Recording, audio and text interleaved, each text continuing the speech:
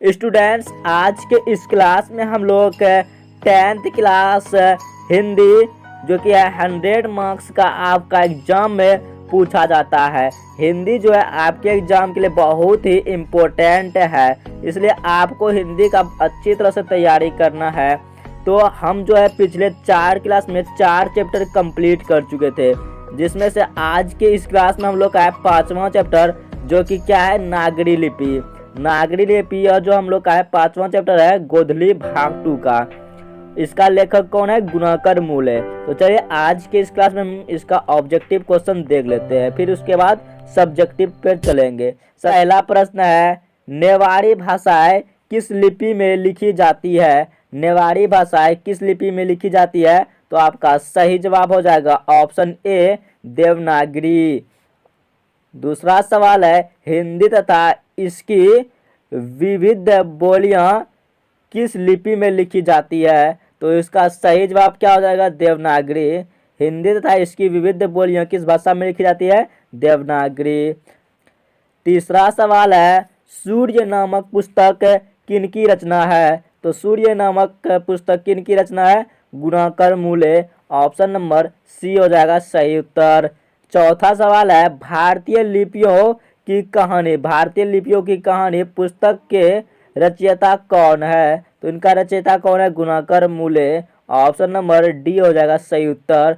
पांचवा प्रश्न है, नागरी लिपि शीर्षक पाठ साहित्य की कौन सी विधा है? तो यह कौन सी विधा है? नागरी लिपि क्या है? निबंध है। ऑप्शन बी सही उत्तर हो जाएगा। छठा सवाल है, हिंदी भाषा की लिपि क्या है? हिंदी भाषा की लिपि क्या है? देवनागरी। ऑप्शन बी सही हो जाएगा हम लोग का उत्तर। 7 नंबर प्रश्न है, दोहा कोश किसकी रचना है? दोहा कोश किसकी रचना है? सरहपाद जी की। सरहपाद जी की रचना है दोहा कोश। ऑप्शन ए सही उत्तर हो जाएगा। 8 नंबर प्रश्न है, नागरी लिपि निबंध के लेखक कौन है? नागरी लिपि निबंध के लेखक कौन है? गुणाकर मूले। ऑप्शन नंबर सी हो जाएगा सही उत्तर। 9 नंबर प्रश्न है, तमिल मलयालम तेलुगु कन्नड़ भाषाएं हैं, यह कौन सी भाषा है? दक्षिण भारत की भाषा है। तमिल मलयालम तेलुगु कन्नड़ यह कौन सी भाषा है? कहाँ की? दक्षिण भारत की भाषाएं हैं। ऑप्शन डी हो जाएगा सही उत्तर। 10 नंबर प्रश्न है, दक्षिण भारत की नागरी लिपि क्या कहलाती है? दक्षिण भारत की नागरी लिपि क्या कहलाती है? नंदी नागरी। ऑप्शन सी हो जाएगा सही उत्तर। Nandi Nagari. Option C. 11 number प्रश्न है, 10वीं से 11वीं सदी में किस रचना ने भारत यूरोप के बीच व्यापार संबंध के बारे में बताया है? तो क्या हो जाएगा? शाहनामा। शाहनामा रचना जो है भारत यूरोप के बीच व्यापार संबंध को बतलाया। ऑप्शन बी हो जाएगा सही उत्तर। 12 नंबर प्रश्न है, 12वीं सदी के केरल के शासकों के सिक्कों पर वीर केरलस्य जैसे शब्द डैश लिपि में अंकित है? किस लिपि में अंकित था? देवनागरी। तो इसका सही जवाब क्या हो जाएगा? ऑप्शन डी हो जाएगा इस प्रश्न का सही उत्तर।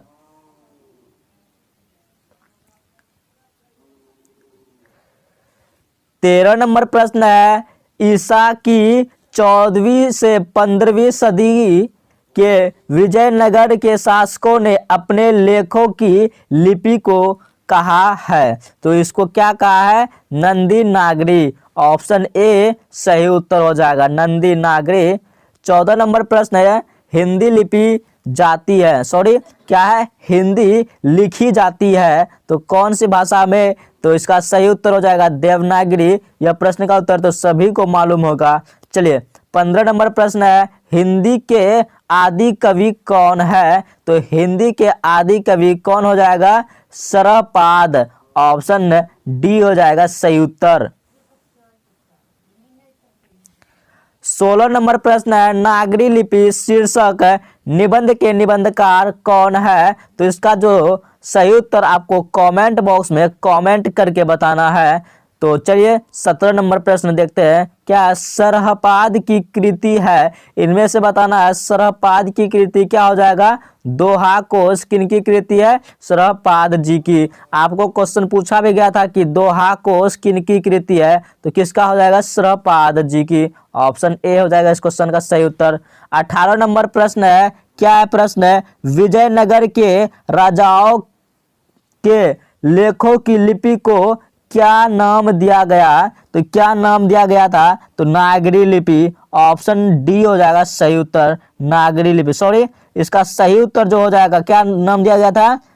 नंदी नागरी लिपि। नंदी नागरी, नागरी नहीं, नंदी नागरी लिपि दिया गया था। ऑप्शन सी हो जाएगा इस प्रश्न का सही उत्तर।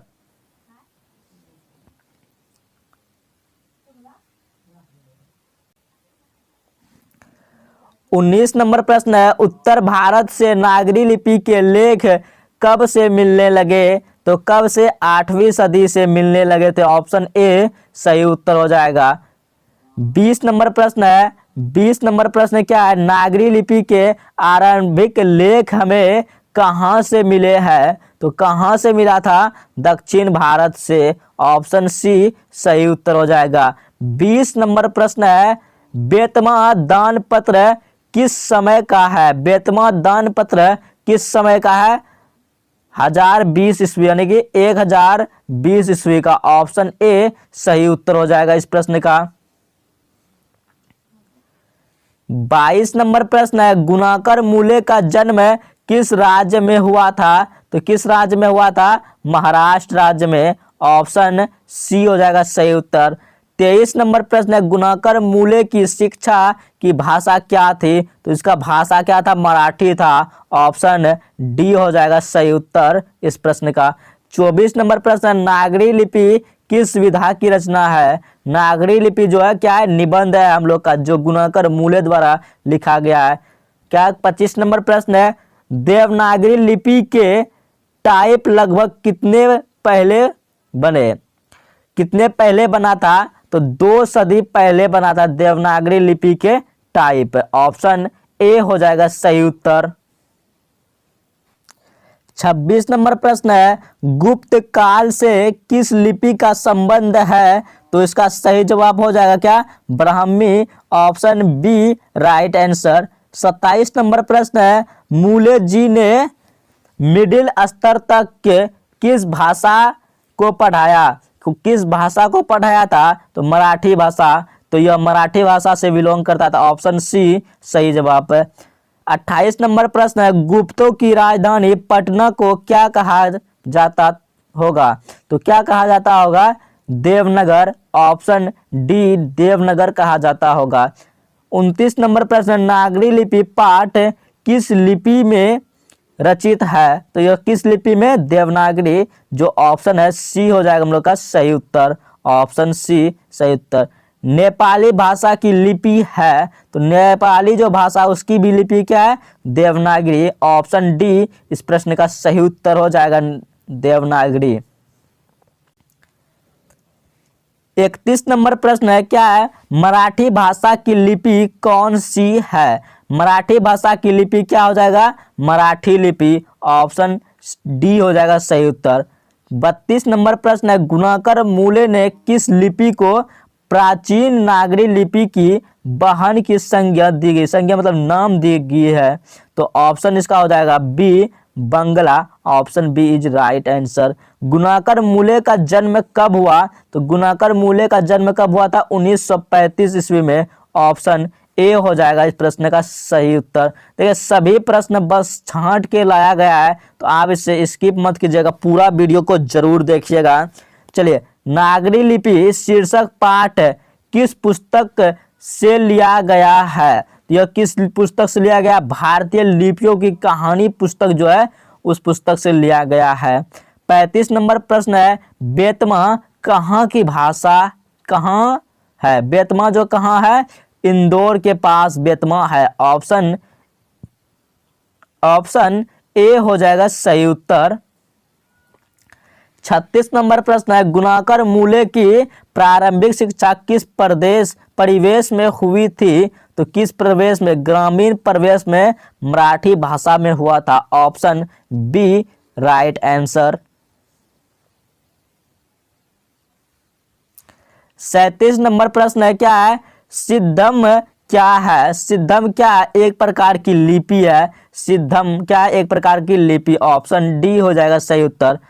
क्या 38 नंबर प्रश्न है, किसे देवनागरी लिपि की संज्ञा दी गई है? तो काशी को जो है इसमें से देवनागरी की संज्ञा दी गई। ऑप्शन बी सही उत्तर।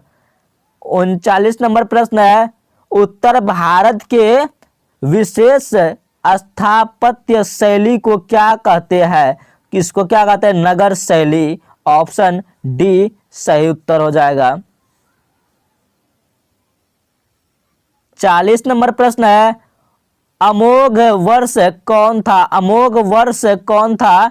तो यह कौन था? प्रख्यात राष्ट्रकूट राजा। ऑप्शन बी सही उत्तर हो जाएगा। 41 नंबर प्रश्न है, श्रवण बेलगोल जैन तीर्थ स्थल कहाँ स्थित है? ये जो श्रवण बेलगोल जैन तीर्थ स्थल कहाँ स्थित है? तो कर्नाटका में। ऑप्शन ए हो जाएगा सही उत्तर इस प्रश्न का। 42 नंबर प्रश्न है, अक्षरों की कहानी किनकी रचना है? तो अक्षरों की कहानी किनकी रचना है? गुणाकर मूल्य जी का। ऑप्शन बी सही उत्तर। 43 नंबर प्रश्न है, मिहिर भोज की ग्वालियर प्रस्तुति किस भाषा में है? तो मिहिर भोज की ग्वालियर प्रस्तुति किस भाषा में है? तो इसका सही उत्तर हो जाएगा संस्कृत। ऑप्शन सी सही उत्तर। 44 नंबर प्रश्न है, गुणाकर मूल्य ने विभिन्न विषयों पर कितने निबंध लिखे? तो कितने निबंध लिखा था? 2500 से अधिक वह जो है निबंध लिखा था। ऑप्शन बी सही उत्तर। 45 नंबर प्रश्न है, क्या है? भारतीय लिपियों की कहानी किनकी प्रसिद्ध रचना है? भारतीय लिपियों की कहानी जो है गुणाकर मूल्य की प्रसिद्ध रचना है। ऑप्शन ए सही उत्तर। 46 नंबर प्रश्न है, नागरी लिपि पाठ गुणाकर मूल्य ने किस रचना से लिया गया है? तो किस रचना से? ये भारतीय लिपियों की कहानी से लिया गया, जो कि गुणाकर मूल्य की प्रसिद्ध कहानी थी। 47 नंबर प्रश्न है, नागरी नाम अस्तित्व में कब आया? यह जो है कब आया था? 1000 ईस्वी के आसपास आया था। ऑप्शन ए हो जाएगा सही उत्तर।